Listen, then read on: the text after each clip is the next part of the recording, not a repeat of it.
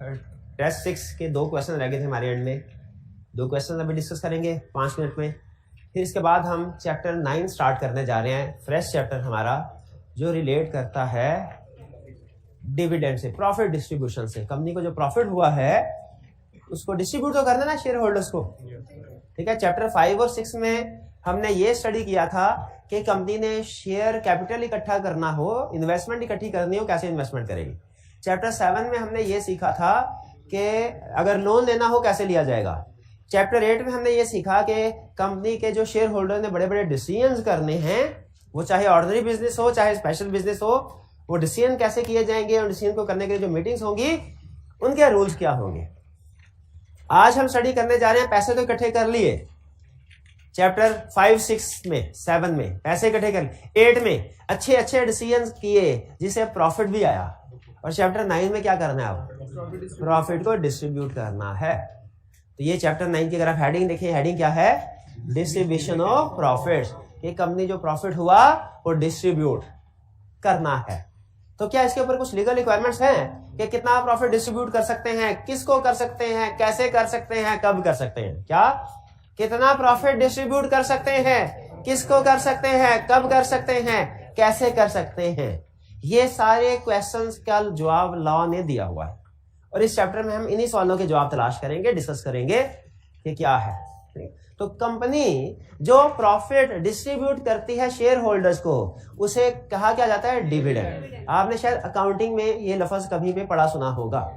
तो हम इसकी काउंटिंग नहीं सीखेंगे, इसकी लीगल रिक्वायरमेंट सीखेंगे कि डिविडेंड को डिस्ट्रीब्यूट करने के हवाले से लीगल रिक्वायरमेंट्स क्या क्या। कंपनी के ऊपर लाजिम है हर साल डिविडेंड डिस्ट्रीब्यूट करना है, या कभी डिस्ट्रीब्यूट हो सकता है कंपनी करे कभी ना करे, वगैरह वगैरह, इस तरह के बहुत से सवालों के जवाब।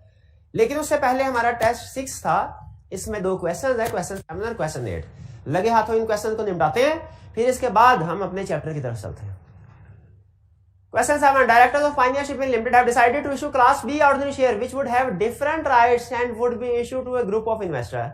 The existing paid-up capital will be classified as Class A shares. ठीक है, तो नई क्लास इशू हो रही है। रिक्वायरमेंट क्या है, in the light of Companies Act 2017 explain the following. Validity of directors resolution regarding the issue of Class B shares. क्या क्लास बी के शेयर इशू हो सकते हैं, हो सकते हैं, लेकिन क्या डायरेक्टर इशू कर सकते हैं, इट डिपेंड्स। अगर ऑलरेडी शेयर कैपिटल की डिवीजन हुई है डिफरेंट क्लासेस में और अभी अनइशूड हिस्सा बाकी है, फिर से अगर ऑलरेडी शेयर कैपिटल की डिवीजन हुई है क्लासेस में और क्लास बी में अनइशूड पार्ट बाकी है, डायरेक्टर्स की रेजोल्यूशन वैलिड है, इशू कर सकते हैं क्लास बी शेयर्स। लेकिन अगर ऑलरेडी क्लास बी रजिस्टर्ड नहीं है, मेमोरेंडम में शेयर कंपनी में have different kind and classes of share, ये लाइन पढ़ी है, लेकिन आगे ये भी पढ़ा होगा, if registered in memorandum and articles. अगर यानी अगर एक से ज्यादा काइंड्स हैं, क्लासेस हैं, तो उनको मेमोरेंडम में शो करवाना चाहिए कि नहीं। उनके राइट्स, काइंड्स और क्लासेस तो मेमोरेंडम में आ गई, उनके राइट्स आर्टिकल्स में आने चाहिए कि नहीं। तो अगर तो ऑलरेडी क्लास बी रजिस्टर्ड है और कुछ अनइशूड पार्ट भी है तो कर दे, वरना क्या करना पड़ेगा, वरना डायरेक्टर्स नहीं कर सकते इशू क्लास बी शेयर्स। पहले मेमोरेंडम और आर्टिकल्स की अल्टरेशन करानी पड़ेगी थ्रू मेंबर्स, फिर कर सकते हैं। क्लियर। तो इसमें आंसर आपने इफ करके करना है, ठीक है। 2 नंबर है, लेकिन मेरा 3 या 4 लाइन में ये 2 कंसर्न बता सकते हैं, ठीक है। If registered and unissued share capital, then resolution valid.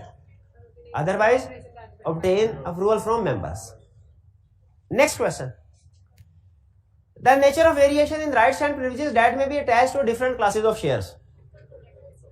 Different rights and privileges क्या हो सकते हैं, voting rights, dividend rights, right to receive notice, attend AGM, right to speak, both right to receive bonus issue. जी बिल्कुल ठीक है, ये सारे different rights हैं। B, Ahmad and Faraz holding 9% and 10% share holding respectively do not agree with the issuance of class B shares, as in their opinion this would adversely affect their interest, adversely affect or prejudice to the interest. Though a majority of the members are in favor of the resolution, in the light of provisions of Companies Act 2007, advise the course of action which Ahmed and Faraaz should take in respect of the above. 10% अगर इनके पास share holding है, within 30 days code को apply करें और साबित करें। क्या साबित करें? मटेरियल फैक्ट्स वर कंसील्ड और change will unfairly prejudice to the interest of members. तो कोर्ट अगर ये साबित कर देते हैं तो कोर्ट इस रेजोल्यूशन को नल एंड वाइड करार दे देगी और कोर्ट का डिसीजन फाइनल है। ये लिखा हुआ था। शाबाश। और कॉपी ऑफ ऑर्डर किसको भेजनी है? With in 15 days. 15 डेज, बिल्कुल आपका रटा था मेरे से भी अच्छा। शाबाश। Question 8, the board of directors of Shaban private. इस तरह की केस स्टडी मेरा चौथी पांचवी दफा आ गई है ना, इस तरह की केस स्टडी, लेकिन कंप्लीट हमसे फिर भी सॉल्व नहीं होनी कि कर लेंगे। The board of directors of Shaban Private Limited have approved a major expansion program for which they are planning to raise rupees 35 million from the general public. Current authorized and paid up capital of the company is 100 million and 65 million respectively. 65 million है और 100 million, तो इसका मतलब है memorandum की alteration की जरूरत नहीं, क्योंकि 65 मिलियन है अभी तक का इशूड और ऑथोराइज कराया था 100, तो मेमोरेंडम की अल्टरेशन की जरूरत नहीं है क्या नहीं? मेमोरेंडम की जी नहीं है जरूरत, क्योंकि कैपिटल मौजूद है। 65 प्लस 35 इज इक्वल टू 100। बार बार क्वेश्चन देता हूँ, सही करता हूँ ना, जब तक सही नहीं करेंगे मैं क्वेश्चन देता रहूंगा। कौन सा लफ्ज स्किप किया इन्होंने? प्राइवेट कंपनी है और लफ्ज जो इन्होंने मिस किया वो है जनरल पब्लिक।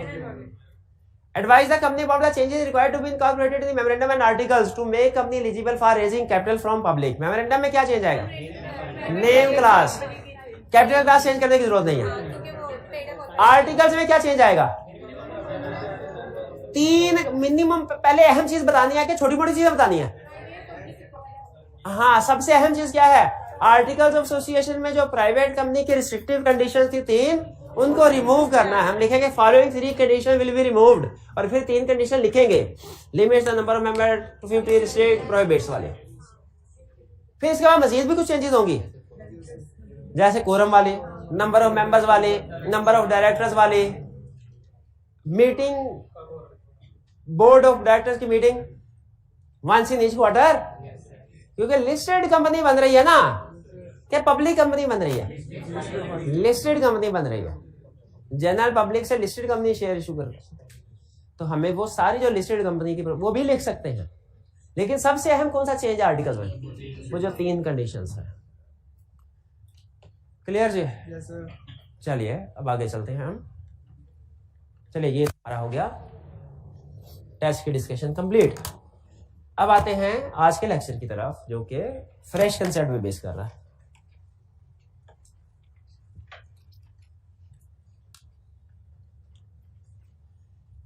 लेक्चर बहुत आसान है, ये चैप्टर भी इजी है, इसमें कोई प्रॉब्लम नहीं है ऐसे, लेकिन छोटे छोटे कंसेप्ट्स हैं, अटेंटिव होके आपने सुन। इजी है लेकिन छोटे छोटे कंसेप्ट्स डिवाइडेड है। डिविडेंड है क्या? सबसे पहले तो ये सुनना है, ये है payment by company to its share holders. Payment by a company, dividend का मतलब कि कंपनी अपने शेयर होल्डर्स को कुछ पेमेंट कर रही है, उसे कहते हैं डिविडेंड। अच्छा, कहां से पेमेंट कर रही है? अपने प्रॉफिट में से। एक पेमेंट होता है, वो हमारे सिलेबस में नहीं है। कंपनी शेयर होल्डर्स को पे करती है, बदले में उनके शेयर्स खरीदती है, उसे कहते हैं बाय बैक ऑफ शेयर्स। उसके लिए भी कंपनी पेमेंट करती है, अपने शेयर होल्डर को करती है, लेकिन वो आउट ऑफ प्रॉफिट नहीं पेमेंट होती, वो रिजर्व, वो दूसरे कैपिटल रिसीट्स में से पेमेंट होती है। तो यहाँ पे डिविडेंड की बात कर रहा है, तो डिविडेंड कहां से पे किया जाएगा? प्रॉफिट में से। याद रखिए, अगर किसी कंपनी का प्रॉफिट नहीं है और वो डिविडेंड पे कर रही है, लॉ कहता है वो अच्छा काम कर रही है कि गलत कर रही है? गलत कर रही है। कुछ कंपनीज होती है फ्रॉडलेंट कंपनीज, वो स्कीम किस तरह की चलाती हैं कि नए आने वाले शेयर होल्डर से पैसे लिए और उसे पुराने शेयर होल्डर्स को डिविडेंड दिया। नए आने वाले शेयर होल्डर से पैसे इकट्ठे किए शेयर इशू करके, और उसे क्या किया? काम कुछ नहीं कर, यही काम करते रहते हैं।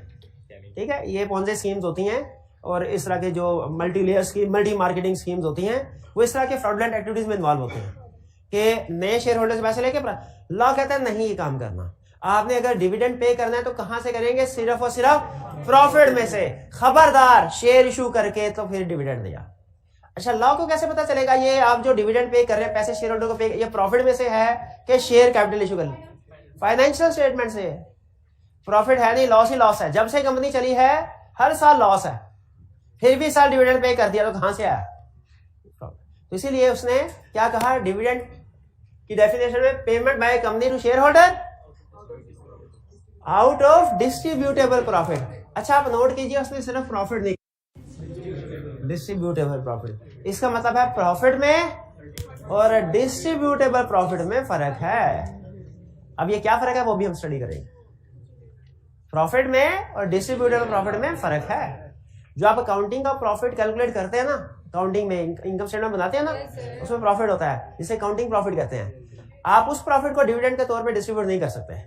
उस प्रॉफिट में कुछ एडजस्टमेंट्स होती हैं, फिर हम उसे डिस्ट्रीब्यूटेबल प्रॉफिट। जैसे अगर आपने जिन स्टूडेंट्स ने टैक्स पढ़ा हुआ है तो उनको पता होगा अकाउंटिंग प्रॉफिट में और टैक्सेबल प्रॉफिट में फर्क है। अकाउंटिंग प्रॉफिट में कुछ एडजस्टमेंट्स ऐड लेस की जाती है, फिर टैक्सेबल प्रॉफिट बनता है। एग्जैक्टली उसी तरह जब टैक्स में अलहदा से प्रॉफिट कर तो लॉ में भी अलहदा से भी प्रॉफिट कर। इसीलिए अकाउंटिंग प्रॉफिट डिफरेंट कंसेप्ट है, डिस्ट्रीब्यूटेबल प्रॉफिट डिफरेंट कंसेप्ट है। जिस तरह अकाउंटिंग प्रॉफिट में कुछ एडजस्टमेंट्स करके टैक्सेबल प्रॉफिट आता है, उसी तरह अकाउंटिंग प्रॉफिट में कुछ एडजस्टमेंट्स करके ये डिस्ट्रीब्यूटेबल प्रॉफिट आता है। ठीक है, ये टर्म बहुत अच्छी है, डिस्ट्रीब्यूटेबल में रखिएगा। फिर कह रहा है हर कंपनी के पास वाइड पावर है कि वो डिविडेंड पे कर सकती है। ये पावर कहीं पे लिखा होना जरूरी नहीं है। जैसे हमने पढ़ा था, every company has employed power to borrow money, deemed to borrow money. तो every company has deemed power to pay dividend, to pay dividend unless, हाँ आर्टिकल्स में मना कर सकते हैं पाबंदी। हाँ जी, आपको याद है कोई एग्जांपल जिसके आर्टिकल्स में मना कर दिया गया हो, ए तूने डिविडेंड पे नहीं करना? इसका मतलब है पावर देने के लिए आर्टिकल्स में कुछ लिखना जरूरी नहीं है, पावर रिस्ट्रिक्ट करने के लिए लिखना जरूरी है। नहीं है जी, ये डिविडेंड वाली बात याद आ गई आपको? चलिए, तो क्या आर्टिकल्स में लिखा होना चाहिए डिविडेंड डिस्ट्रीब्यूट करने के लिए कि हर कंपनी के पास बाय डिफॉल्ट ये पावर होती है कि वो डिविडेंड को पे कर सकते हैं? आगे चलते हैं। Types of dividend. डिविडेंड के दो टाइप्स हैं, एक है इंटरिम डिविडेंड और एक है फाइनल। पहला कंसेप्ट ये कि डिविडेंड डिविडेंड होता है, चाहे इंटरिम हो चाहे फाइनल हो, कुछ ना कुछ पैसे आ ही रहे होते हैं। इंटरिम डिविडेंड में भी पैसे आते हैं, फाइनल डिविडेंड। असल में पहले अगर बेसिक कंसेप्ट सुन लीजिए, फिर लॉ का कंसेप्ट भी डिस्कस कर लेंगे। बाज़ औक़ात ऐसा होता है कि कंपनी की किस्मत अच्छी है और वो पाकिस्तान जैसी कंट्री में काम कर रहे हो, जिसमें उसकी बेतहाशा सेल, गाड़ियों की लाइन लगा के लोग गाड़ियां खरीदते हैं, कंपनी कीमत बढ़ा रही है, इसके बावजूद सेल दर बढ़ है। कंपनी के पास इतना प्रॉफिट आ गया, इतना प्रॉफिट संभाला ही नहीं जा रहा, संभाले। जनवरी के में बेतहाशा प्रॉफिट संभाला, वो संभाल लिया। फरवरी में आया, वो भी संभाल लिया। मार्च में, अप्रैल में, मई प्रॉफिट संभाला नहीं जा रहा। जून के एंड पे डायरेक्टर बैठे सोच रहे हैं करें क्या हम, हमारे तो बैंक भी सारे भर गए हैं, तिजोरियां भी सारी भर गई है, अब क्या करें? अब अच्छा, वो कहते हैं कि लेकिन शेयर होल्डर्स को तो हम बांटेंगे तब जब साल खत्म हो जाएगा। हाँ, शेयर होल्डर ने क्या कहा, इतना कवर में लेके जाना है, वैसे अभी दे दो पैसे। क्या company mid of the year अगर सुपर प्रॉफिट अर्न कर रही हो, mid of the year dividend pay कर सकती है?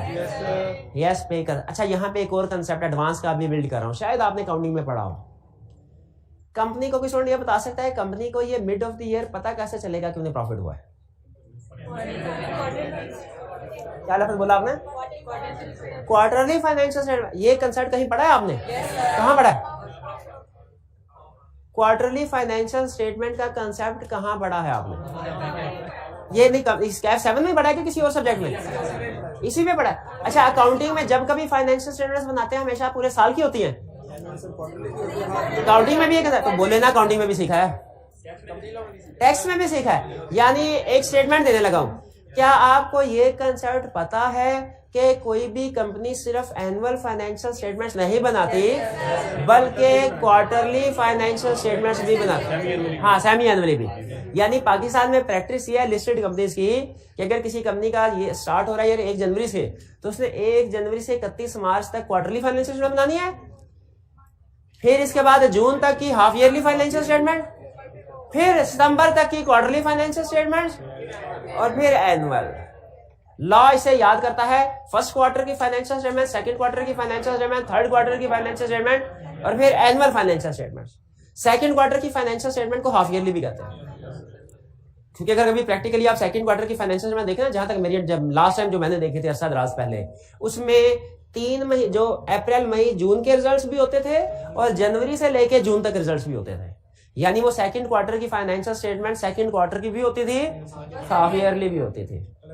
बहरहाल अब पता नहीं प्रैक्टिस है कि नहीं है, वो शायद मैंने किसी होती बहरहाल, लेकिन इस पे तो हम सारे मुतफिक हैं कि साल से कम अरसे की भी फाइनेंशियल स्टेटमेंट। तो अगर फर्स्ट क्वार्टर में प्रॉफिट कमाया, डायरेक्टर्स को इंटरिम फाइनेंशियल स्टेटमेंट जब वो देखेंगे पता चल जाएगा ये तो प्रॉफिट ही प्रॉफिट है। इंटरिम फाइनेंशियल स्टेटमेंट देखे, फाइनल फाइनेंशियल स्टेटमेंट तो साल के एंड में बनेगी, एनुअल फाइनेंशियल स्टेटमेंट तो एंड में बनेगी, लेकिन क्या इंटरिम फाइनेंशियल स्टेटमेंट देख के 3 महीने बाद 6 महीने बाद ही पता चल जाएगा प्रॉफिट है? बिल्कुल है। और अगर डायरेक्टर से इतना प्रॉफिट नहीं संभाला जा रहा तो वो क्या करें? डिस्ट्रीब्यूट कर दें। तो याद रखें डिविडेंड की 2 टाइप्स हैं, interim dividend, final dividend. Interim dividend है dividend paid before year end, final dividend है dividend paid after year end, यानी अगले साल एजीएम में भी डिसाइड होता है डिविडेंड। ठीक है, इंटरिम डिविडेंड क्या है? Dividend paid during the year. और फाइनल डिविडेंड क्या है? Dividend paid after the year. ठीक, अच्छा, शेयर होल्डर्स की मीटिंग तो होनी है साल के बाद ही, नॉर्मली एनुअल जनरल मीटिंग। तो जो इंटरिम डिविडेंड है, फाइनल डिविडेंड तो उन्हीं को प्रूव करना चाहिए। एग्री करते हैं? रिकमेंड डायरेक्टर्स कर दे। रिकमेंड कौन कर दे? अप्रूव कौन करेगा? शेयर होल्डर्स या मेंबर्स। ठीक, फाइनल डिविडेंड तो डायरेक्टर्स रिकमेंड करेंगे, शेयर होल्डर अप्रूव करेंगे। इंटरिम डिविडेंड का क्या करें? डायरेक्टर ही डिक्लेयर कर देंगे, डिक्लेयर मतलब अप्रूव कर देंगे। इंटरिम डिविडेंड के लिए शेयर होल्डर या मेंबर्स की अप्रूवल की जरूरत नहीं है, डायरेक्टर्स ही इसको अप्रूव कर सकते हैं। तो डिविडेंड की कितनी टाइप्स हुई? कौन कौन सी? इंटरिम और फाइनल। इंटरिम डिविडेंड कौन डिस्ट्रीब्यूट अप्रूव करेगा? डायरेक्टर। और final dividend? Final dividend recommend किया जाएगा डायरेक्टर्स की तरफ से और अप्रूव या डिक्लेयर किया जाएगा बाय मेंबर्स। किसमें? एजीएम में। भाई ये कंसेप्ट समझ आया कि डिविडेंड की टाइप्स कितनी है और उनको अप्रूव कौन करेगा। नेक्स्ट कंसेप्ट, क्या डिविडेंड की जितनी अमाउंट चाहे, जिस तरह के प्रॉफिट से चाहे पे कर सकते हैं, कि डिविडेंड की डिक्लेरेशन पे कुछ रिस्ट्रिक्शंस हैं?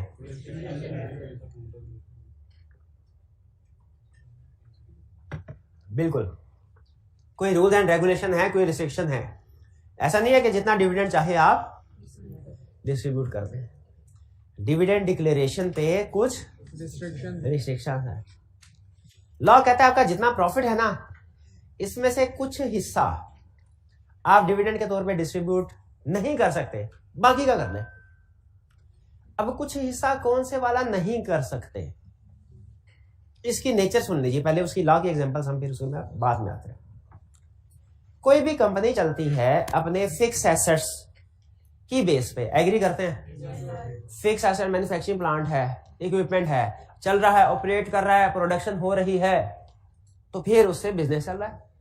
अकाउंटिंग में शायद आपने कभी ना सुना हो, कभी ये सोचा ना हो कि फिक्स एसेट जो सेल होता है ना, ये एक नेगेटिव सिग्नल है। क्योंकि एक कंपनी अगर अपने फिक्स एसेट्स को बेचेगी तो प्रोडक्शन कहां से करेगी? प्रोडक्शन नहीं करेगी, खाएगी कहां से? तो हम प्रैक्टिकली जो कंपनी रूटीन के फिक्स एसेट को बेच के नए खरीद ले वो ठीक है, कोई प्रॉब्लम नहीं है। लेकिन जो फिक्स एसेट को सिर्फ ज्यादा बेच, जिसके फिक्स एसेट बिक ज्यादा रहे हैं, खरीद कम रहे हैं, इसको इन्वेस्टर नेगेटिव सिग्नल के तौर पे लेता है कि आने वाले दिनों में इस कंपनी की प्रोडक्टिव कैपेसिटी कम होती जाएगी। गोइंग अल्टीमेटली साल नहीं तो 2 साल बाद, 2 साल नहीं तो 3 साल बाद। ये ऐसे है जैसे घर के बर्तन बेच बेच के कोई गुजारा कर रहा हो। नए अगर तो घर के पुराने बर्तन बेच के नए बर्तन आ रहे हैं वो तो गुड सिग्नल है, लेकिन अगर बर्तन बिक रहे हैं घर के, नया बर्तन कोई नहीं आ रहा,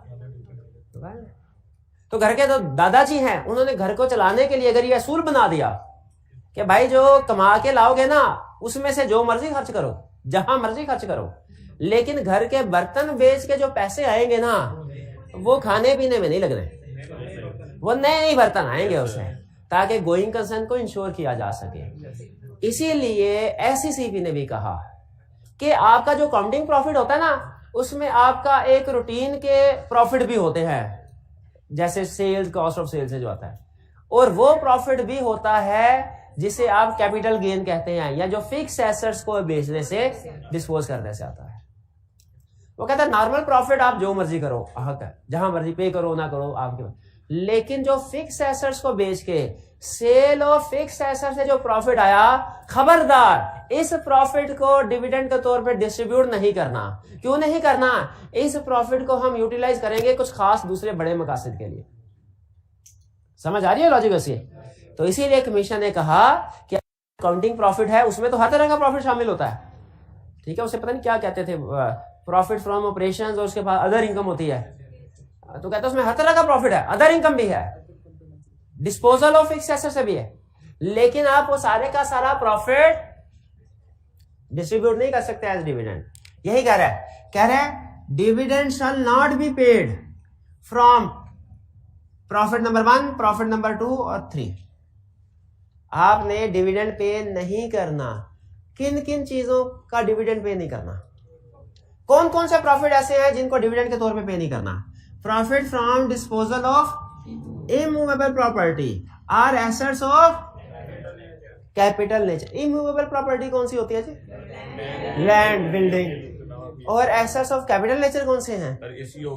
एसी हो गया, प्लांट है, मशीनरी है, इक्विपमेंट है, गाड़ी है, फर्नीचर है, ये है assets of capital nature.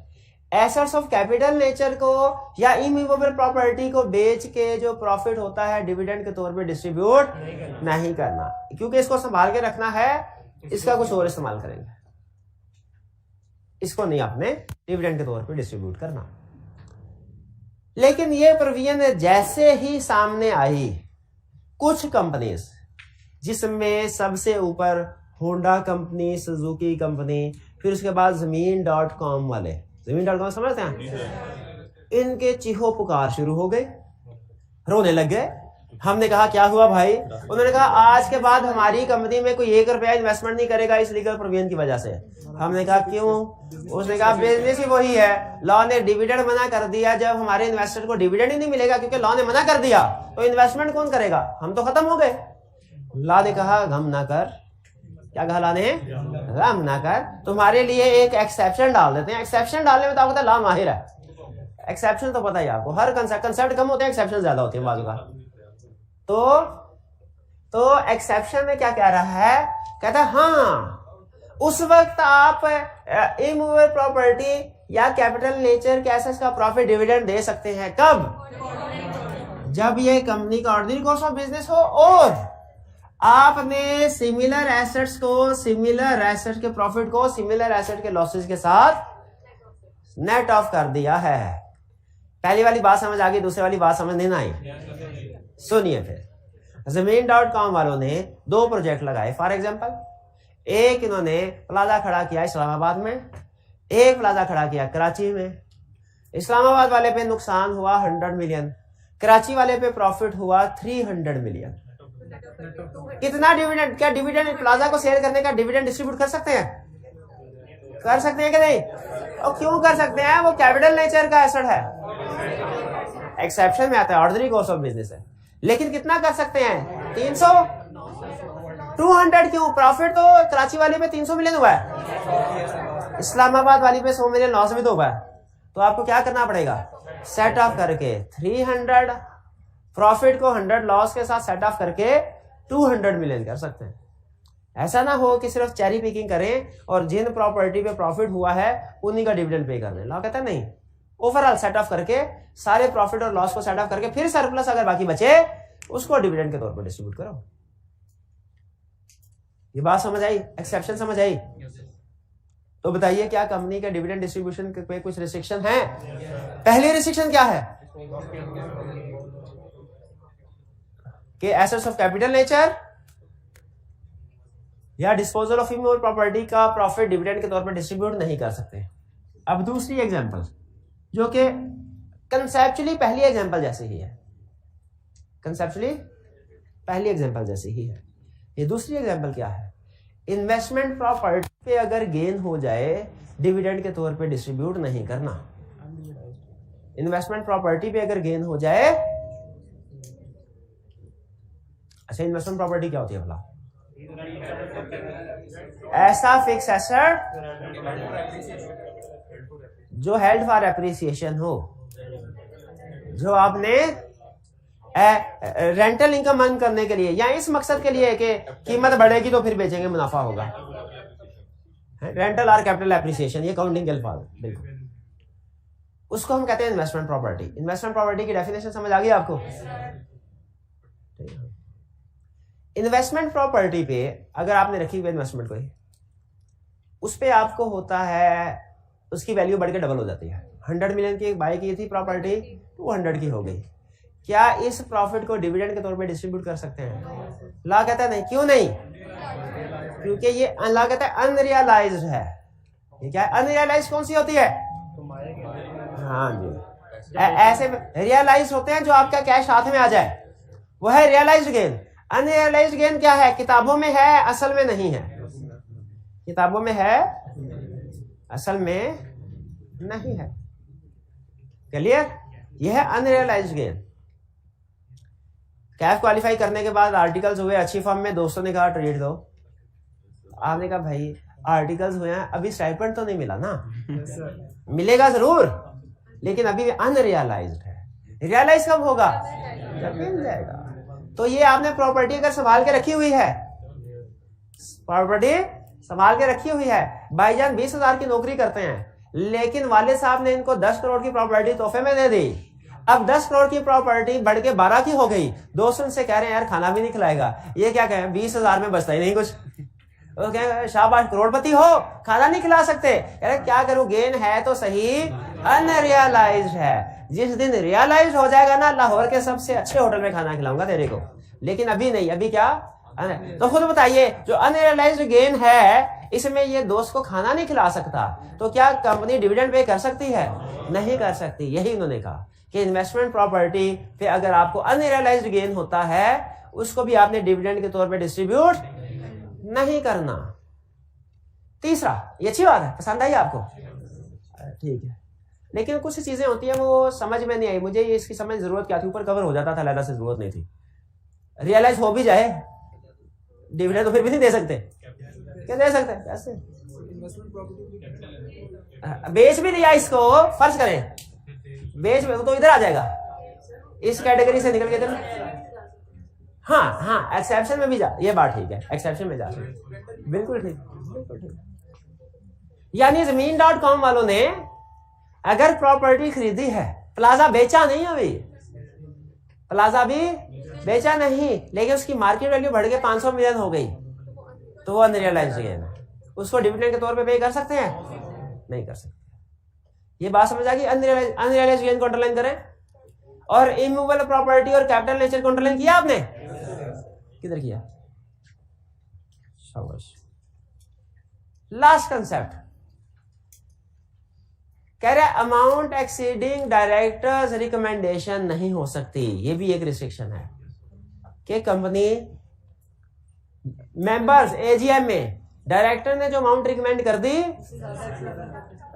Law कहता है 3 ऑप्शन है मेंबर के पास। डायरेक्टर ने कहा 10 रुपए पर शेयर डिविडेंड देना है, मेंबर्स के पास 3 ऑप्शन हैं, एक ऑप्शन नहीं है। कौन सी ऑप्शन नहीं है? 12 रुपए पर शेयर अप्रूव करने की ऑप्शन नहीं है। 10 है तो कौन सी 3 ऑप्शन है? ये जरा गौर से सुन लें। सेम डिविडेंड अप्रूव कर 10 है, 10 है। दूसरा रिड्यूस डिविडेंड अप्रूव कर लें, 10 है 8 कर दें। तीसरा डिविडेंड को 0 कर दे, अप्रूव भी ना करें, 10 है वो कहें कोई भी नहीं, लेकिन ज्यादा नहीं अप्रूव कर। डायरेक्टर्स ने जो डिविडेंड रिकमेंड कर दिया, उस डिविडेंड से ज्यादा की अप्रूवल मेंबर नहीं, उतनी ही या उससे कम या 0 की अप्रूवल कर सकते हैं, ज्यादा की अप्रूवल नहीं कर सकते। इसकी रीजन यह है कि लॉ ये कहता है कि डायरेक्टर ज्यादा बेहतर पोजीशन में है ये जज करने के लिए कि कंपनी को आने वाले सालों में कितने पैसे चाहिए और कितने सरप्लस हैं। जितने सरप्लस है उन्होंने खुद से डिविडेंड ऑफर कर दिया, रिकमेंड कर दिया। मेंबर से ज्यादा डिविडेंड प्रूव नहीं कर सकते। क्लियर हुई है बात? ये थे हमारे डिविडेंड के रूल्स। कोई चीज रह तो नहीं गई? इन्वेस्टमेंट प्रॉपर्टी की डेफिनेशन पढ़ा तो दिया है। इनवर property which is kept for gain in market value और to give on rent to others, rent या कैपिटल एप्रिसिएशन के लिए। As per counting rules, increase in market value of property can be recorded as income in income statement. इसको income के तौर पर record करते हैं आप? पीएल में नहीं जाता ये, पीएनएल में जाते हैं। किस स्टेटमेंट कॉम्प्रिहेंसिव इनकम में जाता है? अच्छा, ये यानी बकायदा इनकम है ये। ठीक है, चले ठीक है, ठीक है, ठीक है। However, as such income is it cannot be paid as dividend। ठीक है जी, वो कह रहे हैं इस प्रॉफिट को आपने डिविडेंड के तौर पे पे नहीं करना। और कोई क्वेश्चन? आज कुछ ज्यादा ही जल्दी नहीं कंप्लीट हुई जी? मेरे भाई पूछिए क्या क्वेश्चन? क्वेश्चन सुनिए, अभी छुट्टी नहीं हुई, क्वेश्चन सुनिए। क्या इंटरिम डिविडेंड एक से ज्यादा दफा दिया जा सकता है? इसका जवाब है यस, दिया जा सकता है। ज्यादा प्रॉफिट हो जाए, पहले क्वार्टर के साथ दूसरे क्वार्टर में भी प्रॉफिट हो जाए, 2 दफा डिविडेंड दे दें। अच्छा, अब इसके बाद मुझे यह बताइए, क्या डिविडेंड कैश में ही देना जरूरी है कि इन काइंड में? एक एग्जांपल कैश की दे, एक काइंड की बोनस शेयर। अच्छा, जब हम बोलते हैं कैश डिविडेंड, इसका मतलब क्या होता है कि करेंसी नोट्स देने हैं। ये मैंने समझाया हुआ ना, क्योंकि करेंसी नोट्स देने की ट्रांजैक्शन को कंपनीज डिस्करेज करती है। एफबीआर भी डिस्करेज करता है। एफबीआर कहता है अलाउ नहीं करूंगा मैं। तो हम जो लफ्ज कैश बोलते हैं ना, आप अकाउंटेंट है ना, आपके जहन में आता है कैश लादा है, बैंक लादा है। याद रखें, लॉयर के लिए कैश और बैंक दोनों के लिए एक ही टर्म बोली जाती है, कैश ट्रांजैक्शन। क्या बोली जाती है? ये आपको याद होगा, पहले मैंने एक्सप्लेन किया था, वो जो डायरेक्टर के साथ non cash transaction with bank और विद डायरेक्टर, उसमें ये कंसेप्ट समझाया था। ठीक है, तो यहाँ पे एक कंसेप्ट आएगा कि dividend can be paid through cash या इन काइंड। तो वहां पे कैश का मतलब आपने ये नहीं लेना कि जी फिजिकल कैश, क्योंकि आगे लिखा हुआ है अगर किसी अकाउंट होल्डर ने अपना बैंक अकाउंट देना दिया हुआ, उसको कैश डिविडेंड पे ना करो। ये बात क्या लिखी हुई है? बात, किसी अकाउंट होल्डर ने अपनी बैंक डिटेल नहीं दी तो कैश। तो स्टूडेंट हैरान होकर कहता है सर कैश लेना है तो बैंक अकाउंट की क्या जरूरत है? तो कैश डिविडेंड का मतलब ये नहीं कि आपने कैश लेना है, मतलब आपके बैंक अकाउंट में पेमेंट हो रही है। इन काइंड नहीं है, जो इन काइंड नहीं है वो कैश डिविडेंड है। तो कैश डिविडेंड हमेशा कैसे पे होगा? बैंक अकाउंट में। फिजिकली कैश कभी नहीं पे होगा। चलिए, और कोई क्वेश्चन? कोई क्वेश्चन नहीं? चलिए, आज का लेक्चर खत्म करते हैं हम। अल्लाह हाफिज।